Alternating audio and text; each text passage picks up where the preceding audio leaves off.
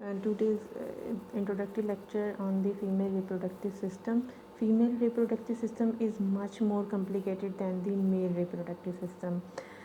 Its function, it forms gametes. In case of female these are eggs, और male के case में जो है वो sperms होते हैं gametes.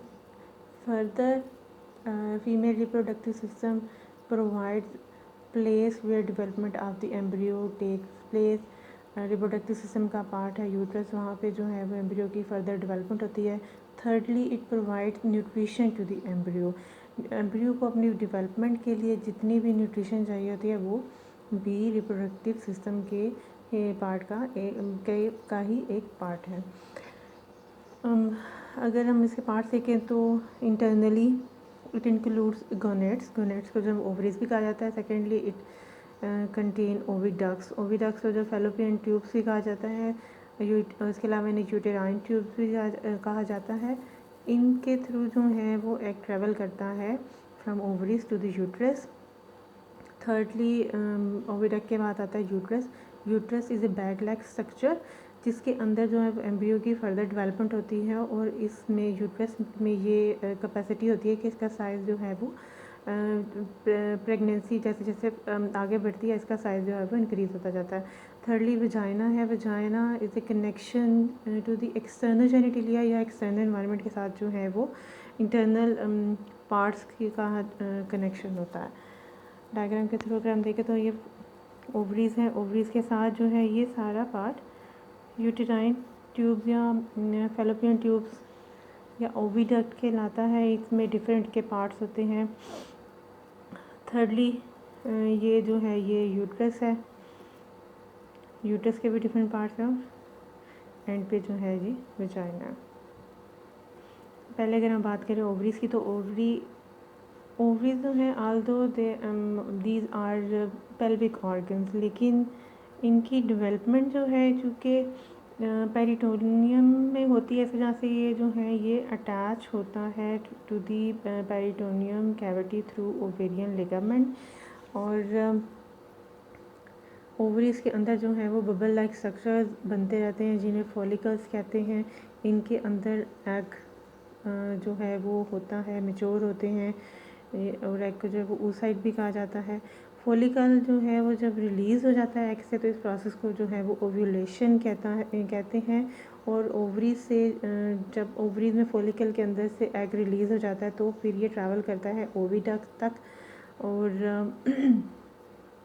ओविडक्ट में ही या फैलोपियन ट्यूब जो है उसी में ही जो है वो एग की फर्टिलाइजेशन होती है.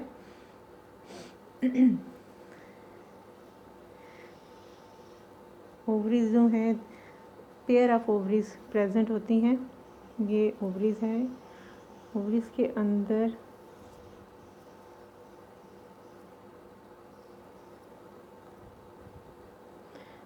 अंदर जो है ये फॉलिकल्स डिफरेंट बनते रहते हैं जिनके अंदर से जो है ये एग रिलीज़ हो जाता है और फिर फैलोपियन ट्यूब तक ट्रैवल करता है. अब मेल के केस में ये है कि स्पर्म जो है वो प्यूबर्टी की एज पे ही बनते हैं और रिलीज़ होते हैं, लेकिन फीमेल के केस में जो है वो millions of immature eggs produce होते हैं सिंस बर्थ. लेकिन ये इमेच्योर एग जो हैं वो मेच्योर होते हैं at the age of puberty, वो जो कि है 10 to 12 या 10 to 14 ईयर्स भी हो सकते हैं. इसलिए जो है वो ओवरीज प्रोड्यूस करती हैं एग्स को, फीमेल गैमीट्स को जिन्हें ओवम या एग कहा जाता है. और प्लस इनका दूसरा फंक्शन ये है कि ये रिलीज़ करती हैं एस्ट्रोजन और प्रोजेस्टेरॉन जो कि फॉलिकल की डेवलपमेंट और मैचुरेशन और फर्दर इसके जो हैं वो फंक्शन होते हैं. अब इमेच्योर एग जो हैं प्रेजेंट होते हैं फॉलिकल के अंदर. जब प्यूबर्टी की एज पे जो एग्स रिलीज़ हो जाते हैं फॉलिकल से तो उसको कहते हैं कि ये ओव्यूलेशन का प्रोसेस होता है. जिस फॉलिकल जिसको कि मैच्योर्ड और फॉलिकल जिसको ग्रेफिन फॉलिकल कहा जाता है, वहाँ से जब एग रिलीज़ हो जाता है ओव्यूलेशन का प्रोसेस हो जाता है तो उस रप्चर्ड फॉलिकल को कहते हैं कॉर्पस ल्यूटियम. जब फॉलिकल से जो है वो ग्रेफिन फॉलिकल से एग रिलीज़ होता है तो उसको बॉडी सेंस करती है कि अब प्रेगनेंसी होगी। तो उसके लिए फिर कॉर्पस ल्यूटम जो है वो प्रोजेस्टेरोन रिलीज़ करता है ताकि रिप्रोडक्टिव सिस्टम को जो है वो प्रेगनेंसी के लिए प्रिपेयर किया जाए। इसके लिए एक काम तो ये करता है कि प्रोजेस्टेरोन की रिलीज़ जो है इंस्ट्रक्ट करती है ओवरीज को कि वो, क्योंकि एक एग रिलीज़ हो चुका है इसलिए फर्दर एग की जो रिलीज़ है उसको स्टॉप कर दें। प्लस ये यूट्रस को जो फर्दर नरिशमेंट के लिए जो आगे एम्ब्रियो बनेगा उसकी नरिशमेंट के लिए जो है वो प्रिपेयर करती है। उसकी प्रिपरेशन के लिए जो है एक तो यूट्रस की वाल्स जो है वो थिकन होना शुरू हो जाती हैं, खास तौर पर एंडोमेट्रियम जो इंटरनल उसकी वाल है वो थिक होना शुरू हो जाती है। प्लस उसके जो ब्लड वेसल्स हैं वो डबल हो जाती हैं, क्योंकि ब्लड के थ्रू जो है वो उसको न्यूट्रिशन प्रोवाइड किया जाएगा। अगर तो एग जो है वो फर्टिलाइज नहीं होता तो प्रोजेस्टेरॉन की रिलीज़ जो है उसको स्टॉप कर दिया जाता है। इस स्टॉपेज से क्या होता है कि अब जो ब्लड कैपिलरीज जो यूट्रस में बनी थी वो ब्रेक डाउन कर जाती हैं, जिस वजह से जो है वो ब्लीडिंग होती है, उसको हम कहते हैं कि मेंस्ट्रुएशन है।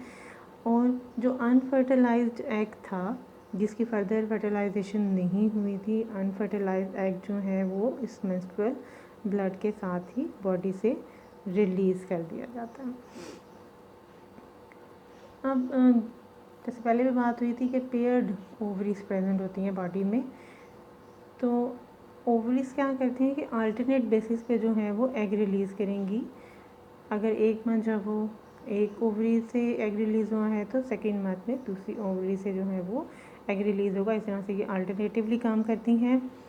और फर्टिलाइजेशन का जो प्रोसेस है वो जो ओविडक्ट का एम्प्यूला पार्ट है वहाँ से होता है। एम्प्यूला बेसिकली ओवरी के साथ बिल्कुल जो फिंगर लाइक प्रोजेक्शंस टाइप होती हैं ये पार्ट कहलाता है फिम्ब्रिया।